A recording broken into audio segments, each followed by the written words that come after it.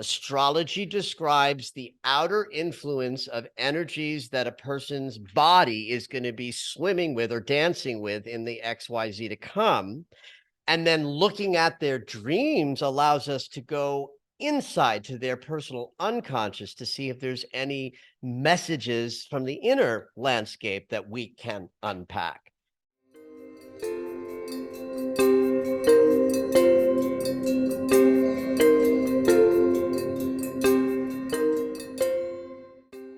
Are you prepared to unlock the mysteries of the mind, delve into your dreams, and embrace forgiveness on a new level?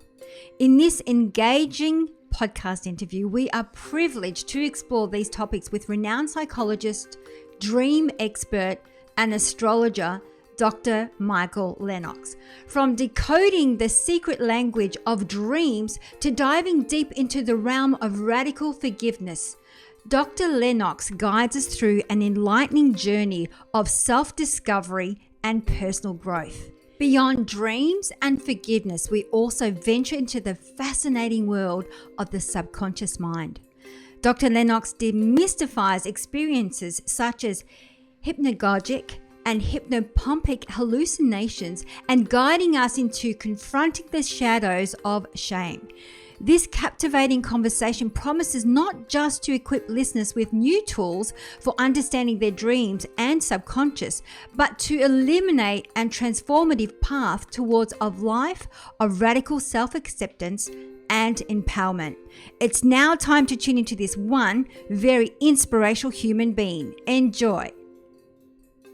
So today I am super excited about our guest, and we have got the most amazing Dr. Michael Lennox. Welcome to the show. So good to be here. Thank you for having me. Oh, I'm so excited. I can't wait to deep dive into these kind of conversations that we've just already touched on earlier on before we came onto the show.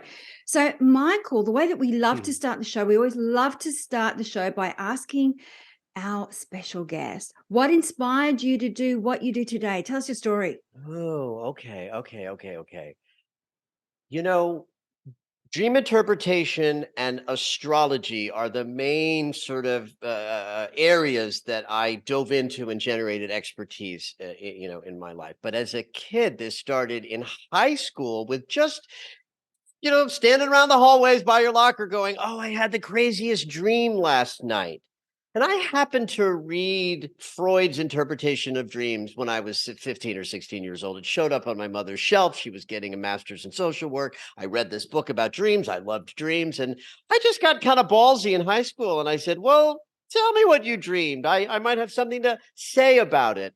And I found that I did. I found that people responded to what I was offering in a way that at 17, I didn't understand what I was doing, but I now have an understanding that I have a good ability to field universal meaning, to hear someone's dream story without projecting my own stuff into it. And so I was like naturally good at intuiting dreams. And around the same time, I was so captivated by anything that was like woo-woo. And I had been raised in a family where that was an empirical scientific household. Like there was no thing as God. Anything that was intuitive was dismissed. But inside of me, I was like, oh, this is my world. I think I got my first deck of tarot cards at 17 as well. Right. So I was already off to the races as a young intuitive, exploring certain gifts, and particularly, especially around dreams and having an intuition. The astrology piece is what's really interesting to me, though, because I had my first reading at 25 years old. I'm about 60. I'll be 60 this summer, or this August, I should say, because I'm talking to someone down under. So in this reading, the astrologer made a copy of the chart. And so for me to look at, so I'm looking at this bizarre circle with symbols and lines on it. But I remember the symbol for feminine principle and masculine principle from when I was a kid. Like now, the National Organization of Women, which my mother was a feminist and a member of that here in the United States, their symbol was a circle with a little cross below it. Feminine power. Well, it also happens to be the glyph for Venus. And conversely, masculine power was a circle with an arrow up. Well, that happens to be the glyph for the planet Mars. So I'm sitting in this reading at 25 years old, and she's talking about planets, and I'm looking at these symbols, and it's like I'm getting it on some bizarre embodied level that I understood later to be well expressed by I didn't learn astrology, I remembered astrology. So cut to somewhere around my mid 30s, I started to dive into wanting to learn more about astrology. The internet was booming, and there were sites that were expanding their behind the scenes, like Astrology 101 stuff. And I was just reading everything I could grab. And what I found as I started to learn how astrology works is this.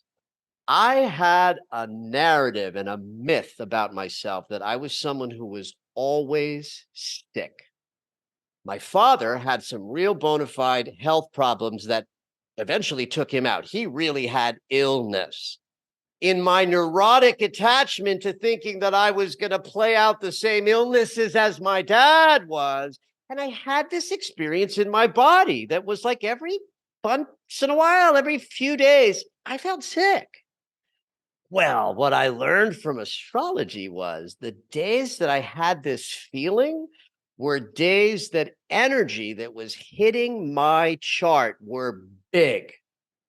I don't get sick all the time. I'm just really, really sensitive to energy.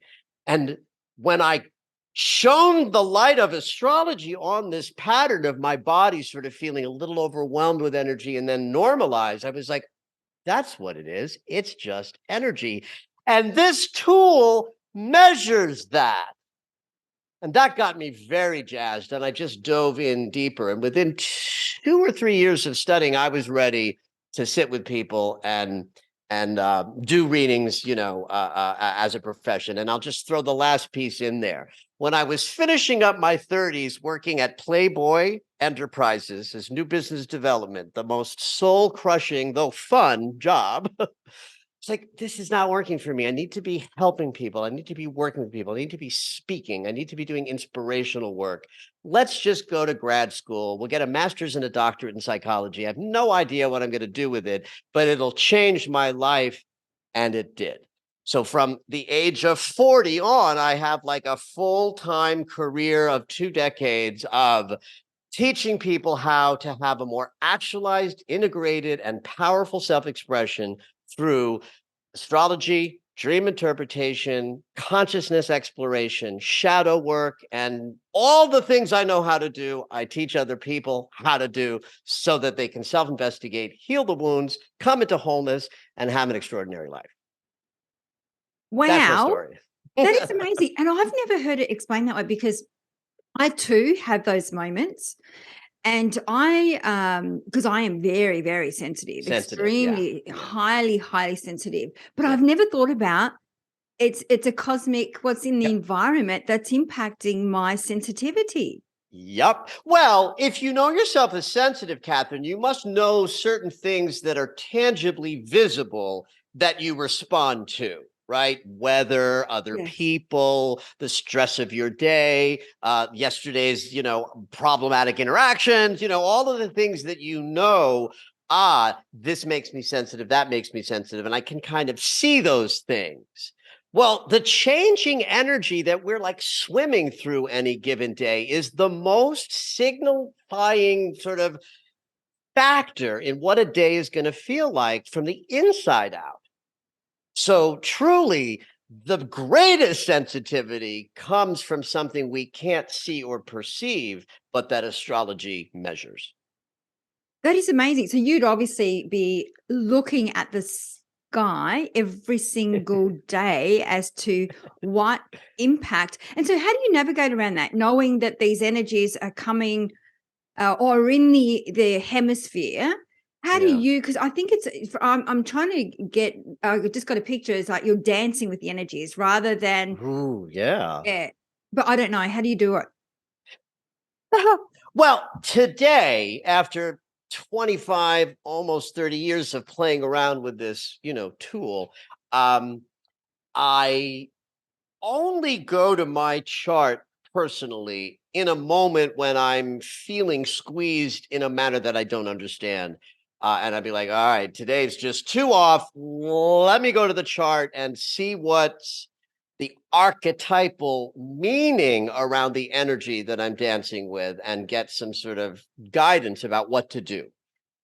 When I was first starting, I would have to pull myself away from the computer. It was a little obsessive, and I don't know that I recommend that, but it was a great way to be captivated by something that I was also learning. So if you asked that question of me 25 years ago, it would be that I was looking at my chart every day, all day long, and putting together data about what certain energies felt like in my body or certain energies generated as events. And that was instructive to me, right? Where I could learn about how astrology was working by saying, okay, that's the transits that are hitting my chart. Transits is a word that means the moving planets are hitting with geometry, the natal chart placements.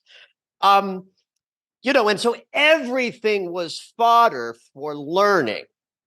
My feelings on a Thursday, then I would look at the chart and see, oh, Saturn, the teacher, is, in a conflict geometry with my Mars, the body. And it's like, oh my God, yeah, my body hurts, or I'm angry today because Mars rules anger. And it's like an old anger. And suddenly now I don't think, oh, Michael, you're crazy. You're getting angry like you did 20 years ago. Then I just look at the transit and I have this data that says, you're learning a lesson about how you contain anger that might be a lifelong lesson. And so suddenly I'm not insane because I'm acting out like I did 20 years ago. I'm recognizing, oh, my psyche is pointing out this lifelong pattern wants to be worked on right here, right now, because there's archetypal interpretations of Saturn and Mars and the angle that I just sort of made up as an example. Now, if I was doing that every day, all day for me, my friends, the mailman would come by and I'd be like, do you know what time you were born? I would do this for anybody who came within like 10 feet of me for years. I mean, I'm sure I annoyed a lot of people, but by doing it so obsessively, I learned. And that's what it was all about in those early years. Just That's constantly amazing. comparing events and energy and learning. And I guess because so you're obviously, as you were learning, collecting data, because I understand from my understanding, and this, I mean, I've been playing in astrology for quite some time, and it really, like, whatever happens, the alignment, it really you never know until it plays out. So I love the fact that you Yes. say, I like, even like you look back as like on Thursday I reacted a certain way. Yes, Looking back at your chart, what happened on Thursday, you could see that's right. Saturn. So I love the fact that you do that. Backward interpretation is one of the most powerful ways to learn because you're not trying to predict what might come. You can say, this is what did come. And then you compare that to the transits and you have a beautiful, instructive moment.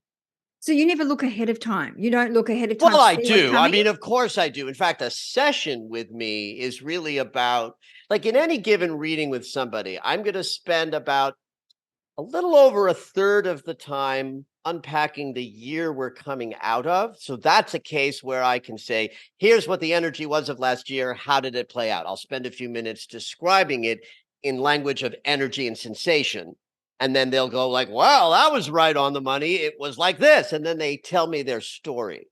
Now I've got a connected sense. I'm hearing their story, but my psyche is already sort of swimming in the intuitive pieces so that when we start looking at the future, now I'm able to not predict exactly, because that's not what I'm trying to do. Like if anybody comes to me and they're like, when am I going to buy a red sports car? It's like, you're in the wrong room.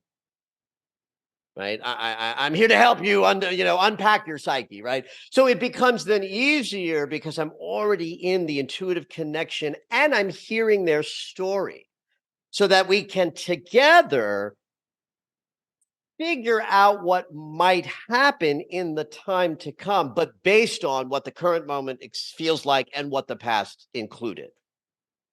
I love that. So do you do you at times also look at dreams? So with the astrology, do you marry them up, as in having a look? If somebody was to come to you, I have these repeating dreams, which I do. I'm thinking there's one repeating dream I've had for, I can't remember how long now. And I don't understand the meaning of it, because I Right. mean, it's not one of those things. I don't believe in buying a dream book and looking up dreams. I believe that it's the interpretation. And don't get me wrong, I mean, it's just my understanding of dreams, so I could be totally wrong. But I feel it could be the interpretation of the individual, could be wrong. But Mhm. for me, is how do you look at when somebody comes to see and says, I've got this repeating dream? Do you look at their chart as well as to Well, what their blueprint is?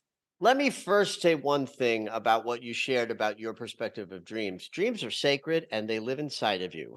And if you have a perspective of dream interpretation for yourself that says, "Yeah, I'm not interested in mentally looking at the book," which I've written one, honey, but like I don't take that as a challenge at all. It's like, be sacred with your dreams in exactly the way that works for you. Have at it. Beautiful, because they really are intimately inside of you.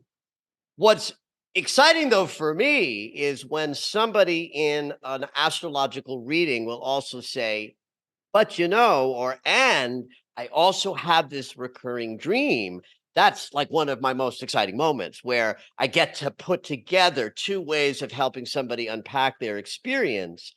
But I don't cultivate that or create it to occur. I just allow it to occur. And most people who come to me know that I do both. And so it's not uncommon for someone to offer a dream to be interpreted while sitting together in an astrological reading. And for me, that's just juicy and fun, and it's kind of like the outer and the inner. Astrology describes the outer influence of energies that a person's body is going to be swimming with or dancing with in the XYZ to come. And then looking at their dreams allows us to go inside to their personal unconscious to see if there's any messages from the inner landscape that we can unpack. So the best way this plays out is if a topic comes up with a client in a session based on transits that are playing out, and then they also remember a dream that feels relevant. That's like, that's that's two dessert Sunday. I love it. And for our audience, I highly recommend check out Michael. He's got Michael's 3 dream books, and not disrespecting your work at all, because I do believe there's symbology around it. I did a course with Brian Clark. I don't know if you know Brian Clark. Mm-mm. He's also an astrologist, dream interpreter, and he Oh wow, did a great. lot of work with the Young Institute. Mm-hmm. And I remember that when we had to, in this weekend course, we had to capture our dream or recall our dream and write down as much detail as possible and come into class with it the next day and then interpret it. And it was really profound to have Mm. a look at the symbology and meanings around it. And we did one as a class, and everyone came up with different meanings to the dream. It's like tarot reading. I always No, like, you're absolutely right. It is like there's tarot a reading. It symbology, it but it's pops up for you, what you read. I do. It's funny that you would liken it to tarot card reading because I do a monthly event called Dream Circle where I get a very small amount of people together. It's like limited to like 9 tops, right? It's a tiny, tiny group where for 2 hours everybody shares a dream. Um, I offer about a 8-10 minute interpretation. People are welcome to sort of participate in that process. The order of dreams is decided sort of in a synchronistic way. It's like I ask people to pick a number from 1 to 8 or 1 to 9, and I randomly pick the name up, right? So that it's not that the order of the dreams is being dictated by the larger energies when we do it that way.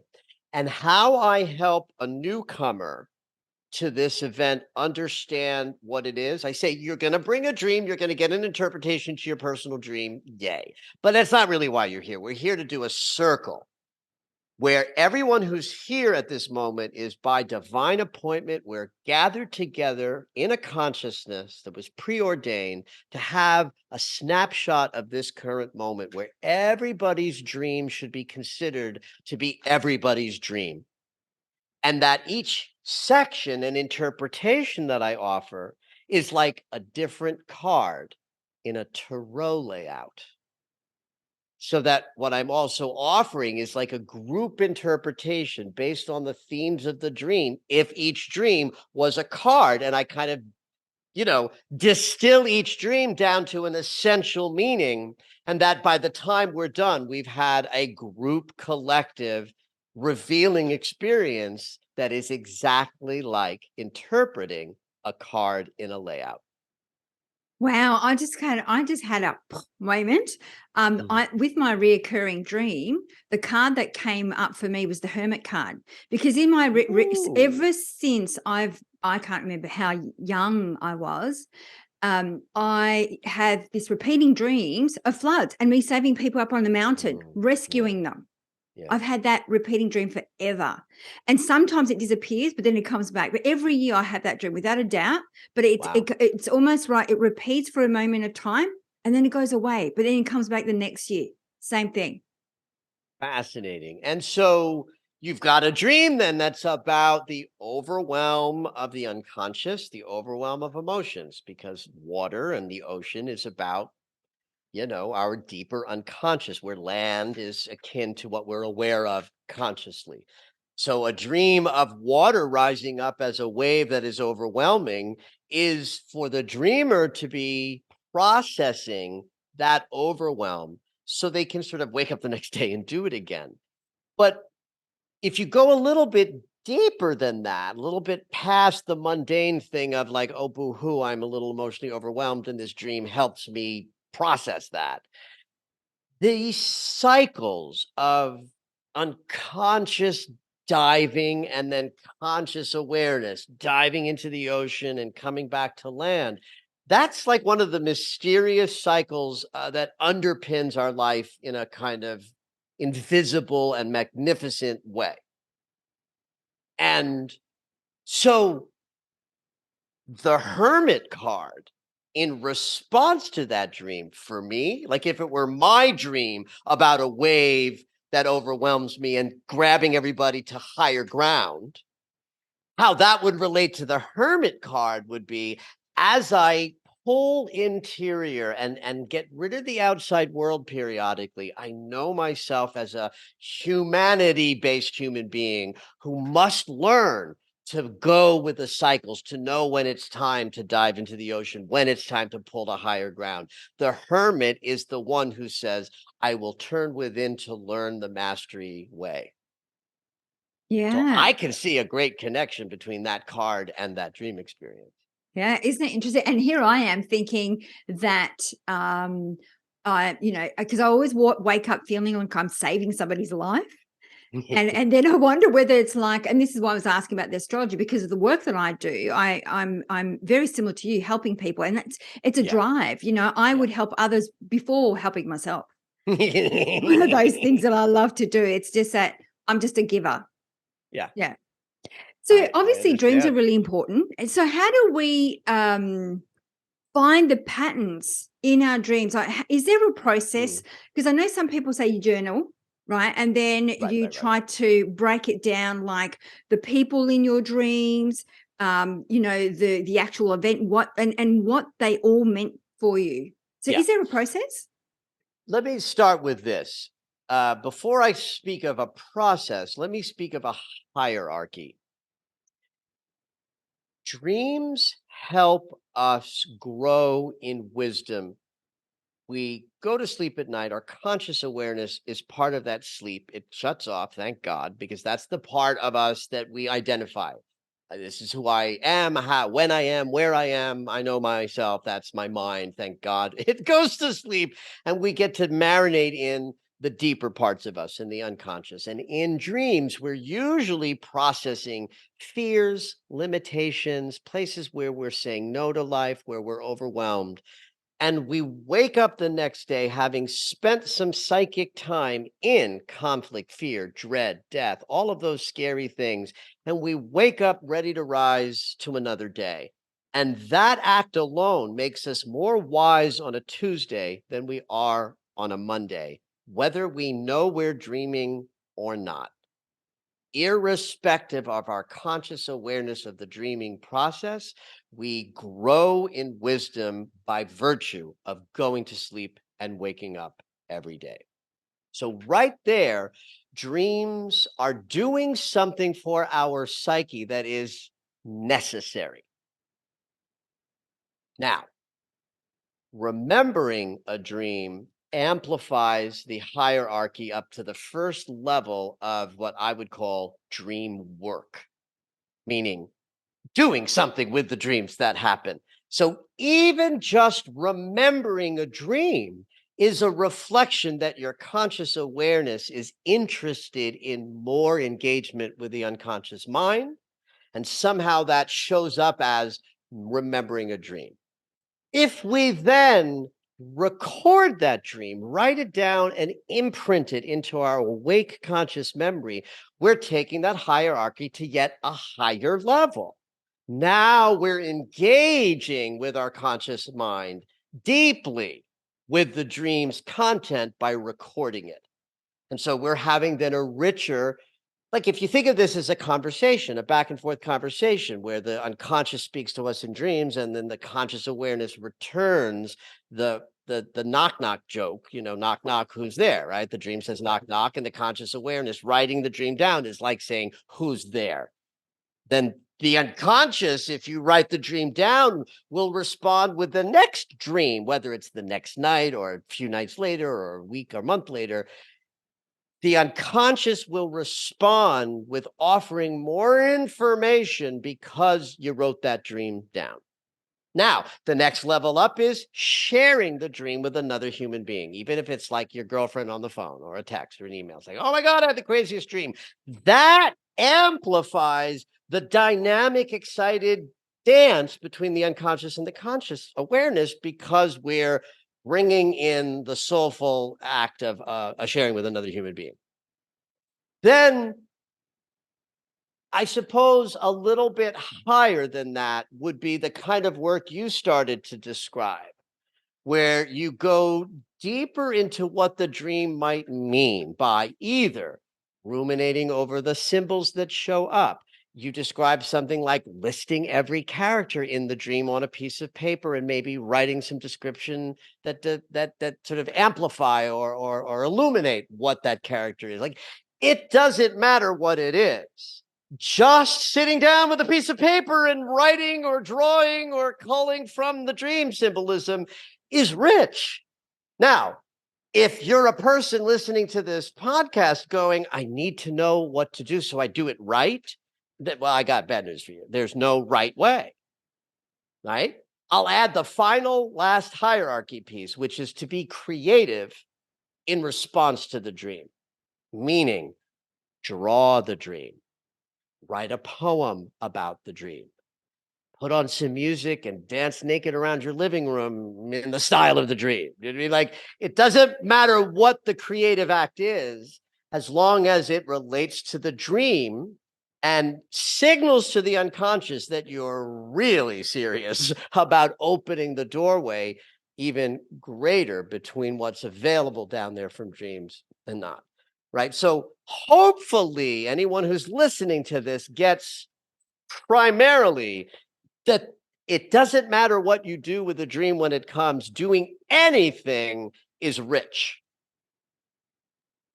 That is amazing. I've never heard it explained that way, and I just got goosebumps. I think that because you're actually bringing the dream to life, right? So then you're saying to the unconscious mind, I am acknowledging you. I am acknowledging the message. Because I hear people say, I don't remember my dreams and I only recall nightmares. They're the only things I remember. But we all dream. It's just a matter of working with the unconscious mind or subconscious mind. And some people call it subconscious mind to bring it out. By the way, those words are synonymous. Subconscious, unconscious, different people use them for different reasons, and different theorists did it differently. Yeah, it is exactly that we are trying to make the dream alive in the waking consciousness. And I like to think of the unconscious as like an 8-year-old child at the pool. It's just going, Maya, look. And he dives in, right? And mom looks up maybe from her Cosmo and says, oh, yeah, good deal there. And if the kid doesn't receive the attention that he or she wants, they're going to get back up and go, Ma, look, and keep doing that, right? That there's this desire, I believe, that the unconscious has to sort of give up its juice to us, so that by doing some of these things that we've talked about with your dreams, you'll remember dreams more just by opening up that door between the unconscious and the conscious mind. The reason we don't remember dreams easily or readily is because our brain is receiving the visual imprinting of what's happening in the dream state in a different place than the visual cortex that our eyes use to perceive what we're seeing. Right? Even though they're both visual, I open my eyes, I see my bedroom. I'm close my eyes and I see, the amusement park in the dream, but it's a different brain area that's lit up. So that the moment we wake up, now our frontal cortex is starting to activate. If we open our eyes, now our visual cortex is lit up with visual from our waking life, and the part of our brain that's holding the dream vibrantly just goes down deep into the ethers of the unconscious. This is why you wake up in the middle of the night going, I'll never forget this dream. And then the morning comes and you can't remember it at all. That happens to me quite a lot. So I was thinking, as you were talking about the child, you looked at it as a child. What came to me is the inner child and shadow work. So I'm assuming doing dream interpretations will help you see, I guess, what's in that shadow aspect of the unconscious mind, or tapping into Yeah. the inner child. Yeah. Well, I mean, I would say that when you ask the question in the way that you do, what I'm grabbed to sort of reflect back to is the unconscious piece that, your friend who only remembers nightmares. It's like, I think there's purpose to that. Like, if sometimes I don't do this anymore because the world has changed so much, but in the old days when I used to travel around the country and find spiritual centers to do a talk in, I might like do a talk in a spiritual center and then do a dream workshop in the afternoon like that. I've done that a lot in places all over the United States. Um Often when I would do the talk, I would say this, it's like your love and light, your spiritual mastery, your magnificence does not need any help from me. What needs help is where we're saying no, where we're shrinking back, where we are afraid, where we limit ourselves because of undeserving. Dreams are designed to take us to those negative, shadowy, fearful, doubtful places to process those dark feelings, which, by the way, is done very well in nightmares. Nightmare means something fearful, scary, limited, undeserving, fearful, shadowy consciousness is up. So, dark dreams are key for helping us find where we're saying no, not where we're saying yes. Yes is automatic, no inhibits yes. Dreams are beautiful because they take us right to where we're frightened. Amazing. And so I have to remember to share that information, because I was thinking of um my son. He says to me that he has horrific dreams where he feels like someone is sitting on him, but he's awake, but he's not Oh, awake. oh yeah, honey, he's having And a he, hypnagogic hallucination.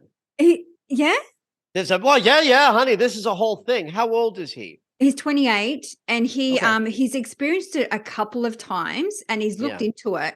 Yeah. Like, I went to his apartment and did a whole cleanse and put some Mhm. crystals and did some feng shui and all of those things in assisting him removing those experiences. So you know all about these experiences. Yes. They have a fancy name. It's called a hypnagogic or hypnopompic hallucination. That's the technical scientific name. And here's how it happens. Hypnagogic and pompic, it just means before or after the the sleep cycle, right? A pomp. How do I remember this? Pomp and circumstances is played when you graduate. So a hypnopompic hallucination happens after the REM cycle, and the hypnagogic happens early before you go into the sleep stage. But let me describe what it is. So when we go into REM sleep, the stage of sleep where active dreaming takes place, we dream in other stages of sleep, but they're not like the visual storytelling dreams that we remember when we wake up. That's REM. So because our neofrontal cortex is going to light up and we're going to be remembering everything we did that day, because one of the things that's happening in REM sleep is the mind is saying, you don't need to remember that. That's irrelevant. That's irrelevant. That moment's important. Make that a memory. Oh, I'm studying calculus. Make that a memory, that a memory, and that a memory, because I got to remember my calculus. And then get rid of everything else. Right. That's one of the things that's happening in dreams. So we are lit up in the frontal cortex of the brain, and we would act out every single thing we are experiencing in our brain if we weren't paralyzed. The brain paralyzes the body just as we're slipping into REM sleep. Then the neofrontal cortex lights up with what we would call the dream, but our body doesn't walk around our homes because we're protected by this paralysis. Then the REM cycle ends, paralysis lifts. You go into a deeper stage of sleep after REM, really, and then the paralysis lifts and you come in between the REM cycles, and that's when you wake up and go to the bathroom. So if this process doesn't happen in the right order, someone has the experience of being asleep and dreaming, but also kind of awake. If they feel they're dreaming, what they are dreaming is, I'm lying in my bed and cannot move. And because we're paralyzed, there might be a sense that some entity is sitting on your chest. And this is how we have images like the succubi, the boogeyman. Children naturally have way more incidents of night terrors than adults. So it's very common for a child to have them and grow out of them. And that's why I asked how old your son was. He is somebody who's an adult and having them periodically. This happens. It can happen so often, it's called a disorder, and that's a miserable life where it So what happens creates nightly. it? Well, what creates it is some weird way that the wiring in the brain doesn't allow the timing to work right. So where the state, now here's some woo-woo, honey. The state leaves a person in an outrageous place of perception, right?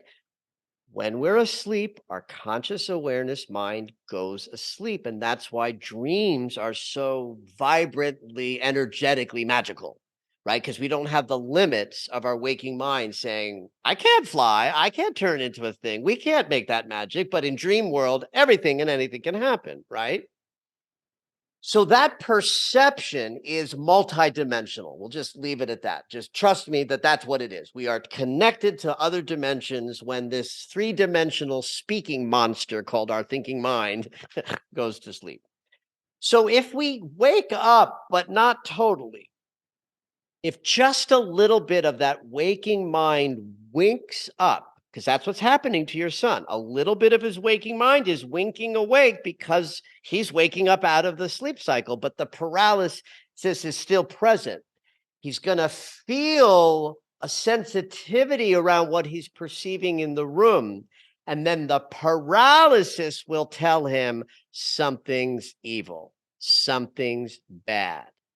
Now, I want to tell you, for my money, I don't believe that there's something evil. I think what there is perception of multidimensional energy. It opens up, which means the person in that state is perceiving energies from other dimensions that are in the room, but they're paralyzed, so they're terrified. And then there's a collapse between the experience of perceiving other energies and now it becomes evil or demonic because they're terrified because they cannot breathe. I met a man 25 years ago who had this experience so consistently, he decided to work with it. And it took him about 6 months. But what he did was every morning that this would happen, he would use his waking mind to demand that he recognize I'm safe, all is well, I'm not in danger, there's a greater energy to perceive here. What is it? It didn't happen fast. But by the time he got through this process over a handful of months, he was having every morning these beautiful, erotic experiences with a multidimensional energy that was not nefarious or dangerous. And my belief, and I could be wrong about this, I've not studied this in any kind of deep way, and this also outside of the realm of what science could prove. I believe that the perception is divine and high and fabulous and not dangerous, and the paralysis adds that to it. And that ultimately what's happening there is the person has the opportunity to perceive other dimensions, but that's terrifying. Yeah, and I got goosebumps again. He's actually seen a woman when he has been in that state. So it makes a lot of sense. He quite often sees uh, a, a figure of somebody, Yes, mainly got a it. woman. Now, he could talk to someone about this who will tell him, based on centuries of sort of codified perception, that that's a succubus and that's a dangerous energy and that it wants to suck the lifeblood out of him. And I don't believe that. I believe that it is just multidimensional energy, that it's a beautiful interaction, and that if you push past the fear of, oh my God, I can't breathe, I can't move, I can't breathe, this figure must be bad because I can't move. It's like, no, no, no, no. Lie back. You can't move because you're supposed to not be able to move. And this energy is loving and beautiful. That's my belief. 100%. Yeah, that resonates with me. I feel like, we've spoken about it, and there's times where he sees it really close to him, within his inner vision, I guess. Yes, yes, yeah. But yeah, that makes sense because I've said that maybe there's this is going to sound woo woo, I know, but maybe there is someone in a different realm than us Realm, that is yes. trying to communicate to Yes, you in some way, yes. shape, or form. That's what I believe. Yeah. I believe that because it's in that demi-sleep state, the perception capacity opens up in a powerful and magical way, but you don't have to stay in a static determination that it's a bad energy, because I don't think it is. No, I'm also very conscious of your time. There is one little question I did want to ask you in regards to shame in early life Mm. experience associated with shadow. How is that connected? Oh, okay, beautiful question. Let's just start for a second and talk about shadow work, what it is, and what this even means. Back 150 years ago, Jung created shadow as an archetype, meaning he postulated that there were these constellations of energy that sort of round, that gather around themselves. In other words, like all of the aggressive warring ideas gather around in consciousness and become an archetype of, say, the warrior. All of the ideas about passion and creativity and love and sex and yummy constellate around themselves, and Jung would call that the lovers. The magus was is a Jungian archetype where all of the mysteries and the woo woo and the magic and the healing consciousness, revolves around itself. We call that the magus or the magician, right? So he postulated that the best way to understand the human psyche would be to examine its archetypal parts. And one of those parts would be the shadow that carries all of the stuff we don't want to look at, or we're afraid of, or that we pretend isn't so about us. And what would be one of those things? Shame. Shame is simply a misguided self criticism that takes an idea about oneself and amplifies it to where it's not now, I have this problem or this issue, but that I am inherently bad, right? And difficult childhood upbringing can cause a child to feel ashamed of who they are, even just to have wants and needs that are natural for a child to have, but in an environment where parents can't respond to those wants and needs in a loving and contained manner, is going to teach that child that their wants and needs, which are so sacred, are somehow bad. And then that child internalizes this badness as I am bad. And that's shame.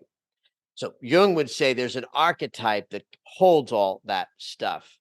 And so shadow work from that perspective would be like, well, if you have shame about who you are, there's an archetype that's holding it until you're ready to look at it. That's sort of the Jungian archetype of the shadow. Modern shadow work takes that idea and makes it more about behaviors in how you respond to your own humanity, right? So that if simplest way of describing this would be like most people are oriented to find blame when triggered, and that blame is almost always going to be out there. You did that. You said that. I'm in discomfort because you did or said or something like that. And shadow work just says, I am not going to look outside of myself when I'm triggered about something. I'm going to take radical responsibility for every moment of reactivity or anger or breakdown and say, what is this saying about me? And this is where shame comes along, right? So the person who's ready to look at what they haven't looked at before might see, oh, wow, I've ruined every relationship that ever came along after 4 months because I got frightened. And now that I'm like looking at my parents' marriage and how I responded to daddy or mommy when we were kids, and I could see the patterns of, oh, I was dismissed over here, or told I was stupid over there, or felt unlovable because of this or that in the family dynamic. Now that's showing up as patterns in my adult life. And shadow work says, I'm going to look at what's inside of me that's creating these breakdowns instead of paying attention to, well, men are awful, or, that relationship was terrible, looking outside for the solutions. Like if I'm hurting and you did it, if I can attack you well enough, then I'm not going to hurt anymore. But that's just chaos and awfulness, right? So modern shadow work just is when somebody creates for themselves or in a class setting an opportunity to take a look at when triggers arise in them, what the cause might be from the past, from the family dynamic, from history, so that healing can take place. So when I do a class that explores these things, the biggest piece of importance in creating a class, like if I take a fairy tale and a myth and I use those to sort of contextualize us doing a dive into certain themes, what makes a class good, or one of the things it does, is writing really confronting and juicy homework questions so that people are triggered. I want people to be triggered in my class. I want them to be sad. I want them to be angry. I want them to be thinking about mommy and daddy and blame and all that stuff. But instead of leaving it there, turn the focus within and say, okay, how is this pattern playing out? How might I stop it? How might I make new behavioral choices? Because instead of blaming mommy and daddy, I'm saying, okay, I feel unlovable. I know I'm not. Let me heal this pattern. And how can I do that? That takes a lot of, I think, mindfulness and consciousness, because I know that, Yes. we can look at our patterns, understand what they're patterns, and then understand the common denominator is us. But Yes. then it's about acting on it, not just to Yes. being Yes. aware of it. It's then, Yes. now what do I do with this information? I'm aware of these patterns. Now what do I do with it? And I think Well, that's and one of the things for that most happens of in us. my classes that's interesting, and I have to talk into this. I Yes. have to say to the group, some of you have put money in the bank of this work in the past, And today is the sort of like this class is the sort of aha woohoo, oh my God, you're going to get rewarded by insights and observations that radically change how you're moving through your life. And guess what, kids? Some of you are just putting money in that bank. And you're not going to have a wild aha today, but you might next year or 6 months from now, because the timing is right for that. Because shadow work is a lifestyle, kids. It's like once you step onto the path of, I'm going to take responsibility for every trigger I have and look inside and see what's ready to be healed. That's, I think, the best way to live a life that's vibrant, powerful, that includes incredible relationships and a sense of, I know who I am, I know how I serve, and I know how to create a life where I get to. 100%. But it takes a lot of accountability too, because I find it Oh, so God, many yes. people find it so easy to blame others, Yes. and to blame the world, to blame my job, to blame my relationship, rather Yeah. than take Yeah. ownership. And you talked about Yeah. radical. Last Yeah. question. I know you've got to go, but radical Mm. forgiveness. What is the difference between Yes. forgiveness and radical forgiveness? I would say the difference is the utterness of it. In other words, forgiveness is just a good idea, right? When we're in unforgiveness, we're simply enraged internally about something that maybe somebody else did. And they're like, they've moved on. Like your unforgiveness isn't like, people who are in this state are usually like, well, I can't forgive. They've got to know how angry I am. It's like they've moved on and they are not impacted by this, but you certainly are. And so I don't think it would be a difficult thing for anybody to understand that forgiving something and freeing yourself of a conflict is helpful. Like, I can't imagine anybody saying, bad idea, right? Radical forgiveness says we forgive everything. We forgive the unforgivable. Even if it's hard to do and maybe we can't do it immediately, we have some unforgivable, egregious thing that we're carrying around. Radical forgiveness says, yes, even that. Even if it takes you years to move through, radical forgiveness says, even that. Radical added to either forgiveness, responsibility, or acceptance are come out of cognitive behavioral theorists that sort of became prominent in the 70s and the 80s of last century, where it just says we take an idea of acceptance. Like here, I'll put it in terms of radical acceptance and chronic pain. People with chronic pain have to accept their pain or they can't live with it.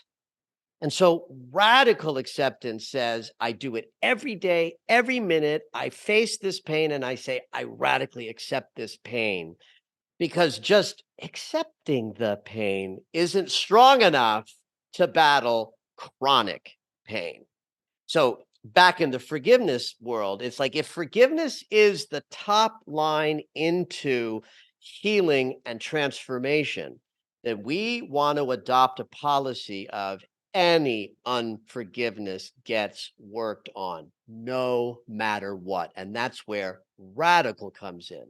So it's not just about, oh, I got to forgive that thing that happened then. Like if somebody comes into my class, radical forgiveness, because they want to forgive that thing that, Robert Dill did on the playground in fifth grade, that's great. But what I hope they have at the end of the class is a sense of, oh, I'm going to apply this to every friggin' conflict that comes up, small, medium, and large.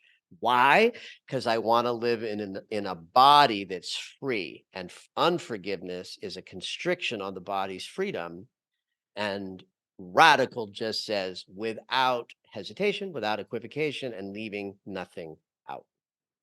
Yeah, there is an intensity to it, because when you were talking about shadow work and you were talking about radical accountability and responsibility, I was thinking that's really intense. But forgiveness is also, I think, everyone should be doing it for Yes. thyself and for the other Yes. person. But also, people go, "But I'll never forget. I can forgive, but I'll never forget." You And you then it don't keeps have you to stuck. forget. You don't have to forget. When I was in my late 30s, I had a wild spiritual explosion. Like I didn't just have a spiritual awakening. It was like a movie. Like 18 months I walked like a Christed, like no feelings, no, just fully elevated. Now I have news for you. It only lasted 18 months. And when it was done, I sunk into the worst depression and addiction of my life because I spent a year and a half at this high vibe. And then I had to go about a year and a half at the low vibe of I think I'm going to destroy myself. And then I came out the other side sort of, in a brilliant, but what kicked it all off turned out to be forgiveness. A woman that was a big part of my life at that time did two things. She gave me a referral to this flower essence reader in Los Angeles, and she handed me this like 8-page prayer. The prayer was a forgiveness prayer. And she said, you need to do this prayer. And I thought, I don't need to forgive anything. I'm good with that. I was such an arrogant little prick. But I did believe that. I believed that forgiveness was not like a thing that I needed to attend to. And then I went to this flower essence reading guy, and this guy was terrific and interesting and intuitive. And I found the whole thing very compelling. And he said, okay, I know what you need now. I know what you need. He does his flower essence thing. He's grabbing the different flowers that he's going to put in this little vial for me, right? And then he makes a label for it. And what does he label it? Forgiveness. And I was like, I didn't ask him why. I should have, but I was like, curious, mildly offended. But I took it on. And one of the things that I found as I would take the flower essences, and it's very woo-woo work, flower essences, but I'm 50% woo. So I'm taking the flower essences and I'm finding when I'm reading this forgiveness prayer that something bizarre is happening, that it's this vortex of energy gets stimulated in my body from these words in a manner that shocked me.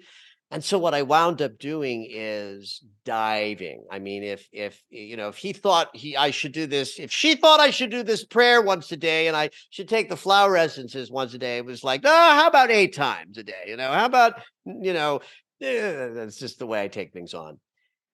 But it was alarming to me, not that I ever figured out where my unforgiveness was gripping me at that time. What I got from that was just in a general way, I think, this is where the Christians get it right, that beautiful original sin, as a myth is gorgeous. It as a way of ruling the world, it's disgusting, but as a myth, there's something beautiful about this idea that we come into a conscious awareness in the womb, and in that we're directly connected to God, whatever God means for you. My God is better described by atheists talking about quantum physics than, other ways of describing God. But when we are born, it's this primal rejection from paradise that the Christians call original sin. I'm going to call it an unforgiveness. And until we find that connection with spirit again, we can't be whole and complete, because we know our wholeness and completeness from a place before the first breath, before life was in our body. Conscious awareness floated in a space of the divine. There was no such thing as a need. Every need got met. I mean, granted, we know that your parents' neuroticism is already being installed into you in the womb. So that aside, there's something beautiful about that divine floating connection and something brutal about being ripped out from under it. And I think at the end of the day, all of us have to sort of forgive the divine for spitting us out into the world of form and putting us in these tiny little bodies that hurt so much. And so forgiving that, I think, allows us to enter into a masterful level of living, because we're no longer unconsciously arguing with being here. Wow, that is so profound, so powerful. That I've never heard of it that way, but it makes a lot of sense. Now, Michael, I'm conscious of time. We're going to have to get you to come back on the show. You're amazing. Anytime, honey. As you can so probably tell, I love talking and about things I'm passionate about. It's like, so anytime, any subject. And you do it so well too. There's so much energy about you. So the way that we love to wrap up the show, we always love to ask our guest to share 3 shiny golden nuggets. So they'd be like 3 practical tips that you would like to share with our audience today. Okay. Breath is everything. If you do nothing else in your path to have a better experience of your embodiment and you just focused on freeing your breath, breathing more deeply, and understanding where in your body breath is blocked. Breath is everything. Breath is life. Breath will set you free. Every constriction that we have, whether it's a psychic constriction, emotional constriction, or a physical constriction, limitation in the body, the breath reflects that. And so, first and foremost, get a relationship with your breath. Number 2, practice your death. We are here to learn how to die well. And that means from appreciating that every night when we go to sleep, we are sleeping the sweet, you know, it's like, what do I call it? I call it the sweet death of sleep. So I say a prayer every night. Let me sort of lean into the sweet death of sleep so I might restore and be reborn, in the morning, right? Every difficult situation that's grieving us, whether it's a breakup or a job challenge or something significant, is a death. So that as we practice what it is to let go of things we really didn't want to let go of and move through the grief of loss and separation, we're also practicing that we're going to die. And if this conversation makes you uncomfortable, then it's even more important, right? Because ultimately, I believe that's what we're here to do, because death is not an ending, birth is not a beginning. Whatever that even means, that the idea that we come and go is important and sacred, and we love birth and we hate death, and we need to change that.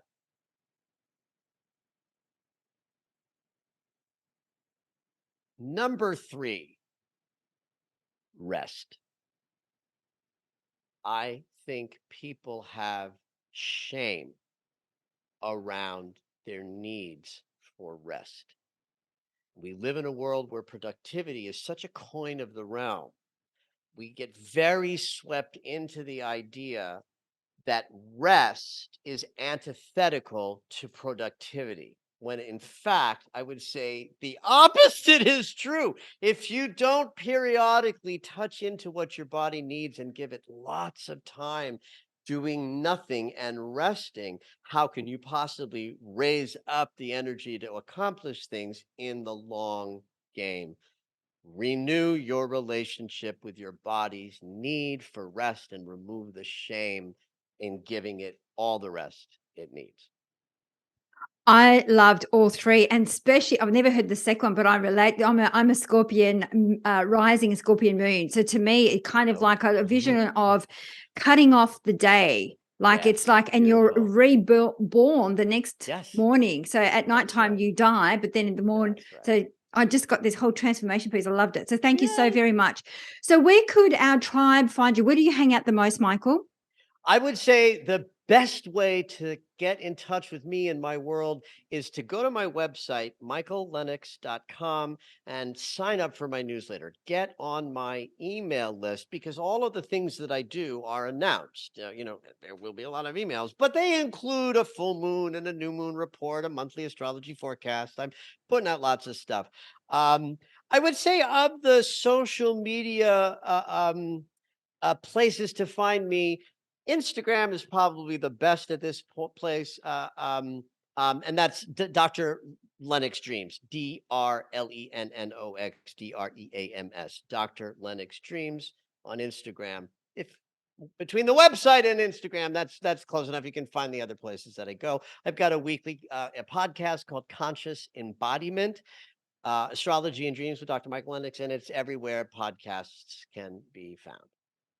We'll have all of that in the show notes. I can't thank you enough for coming on the show and Oh, sharing your such a wealth of pleasure. wisdom, your time, your energy, and you just, I see you as the magician card, like the magician. Yeah, Yep, yep, that's what I yep, see you. yep. That is you. So thank you so much, and we will definitely get you back on the show. I know our tribe is going to reach out. You're amazing.